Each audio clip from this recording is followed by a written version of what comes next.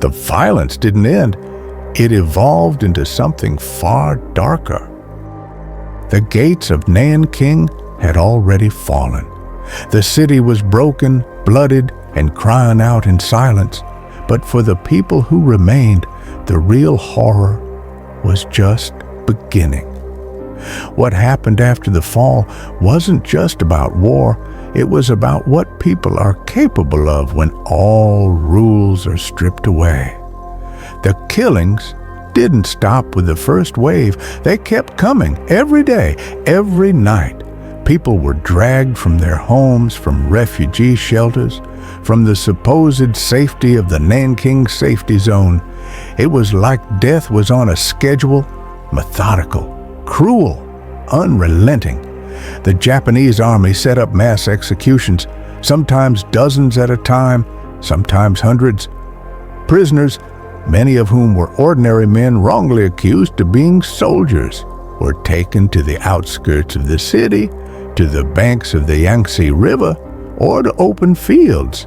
They were lined up and machine-gunned or bayoneted one by one. Some were buried alive. Others were burned with kerosene. The goal wasn't just to kill, it was to erase.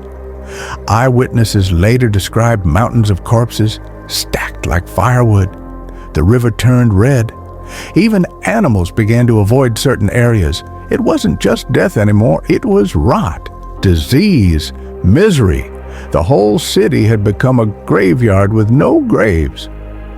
Inside the safety zone, people clung to hope, even as it got dimmer by the day.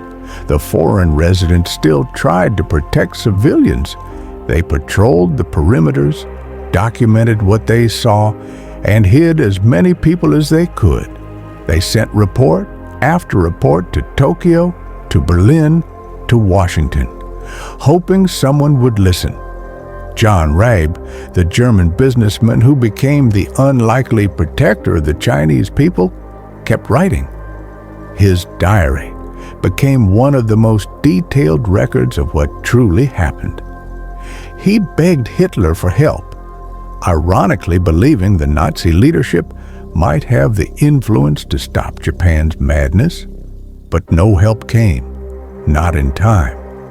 In one diary entry, Rabe wrote about a 9-year-old girl who was gang-raped by soldiers in front of her family. In another, he described women who had razor blades sewn into their clothes, hoping to protect themselves, only to be beaten, assaulted, and killed anyway. The foreign doctors worked non-stop, treating wounds they'd never imagined. Bayonet slashes, burns, shattered bones. One nurse reportedly fainted after cleaning the wounds of a girl no older than 10, broken in ways she couldn't describe out loud. Even Japanese soldiers wrote about it. Some kept journals. They described the killing like it was sport. One wrote about slicing off ears, another about playing with prisoners before executing them. These weren't rogue units. These were regular army troops. Officers, men with medals, men with families back home. The press back in Japan often ignored it or twisted the story. Some Japanese officers were even praised. News stories celebrated how bravely the army had captured Nanking, showing smiling troops handing out rations and waving flags. But behind those smiles were blood-soaked uniforms and haunted eyes. By late December, parts of Nanking had been wiped off the map. No more schools, no courts, no fire department, no police. The city's systems had collapsed, and all that remained was chaos held together by fear. Some Chinese families tried to survive underground, literally. They dug holes, hid in sewers, or stayed silent in cellars for days. Mothers wrapped their children in quilts and told them not to cry, not even to breathe loudly. If a soldier heard noise, they came in. And if they came in, the family was never seen again. Others tried to disguise themselves. Men dressed as women. Women cut their hair short and wore ash on their faces to appear sick or elderly. Children were taught to lie still, even when their stomachs growled. Survival wasn't about strength anymore. It was about disappearing. By January of 1938, the killing slowed. Not because of morality, but because there were fewer people left to kill. The Japanese military began trying to clean up, to rebuild what they destroyed. But it was too late. The stench of what happened couldn't be washed away. Eventually, the truth started making its way to the outside world. Letters were smuggled out. Missionaries gave interviews. Photos, some taken by Japanese soldiers themselves, started surfacing, and the world began to take notice. But justice, that took time. After World War II, some Japanese commanders were put on trial.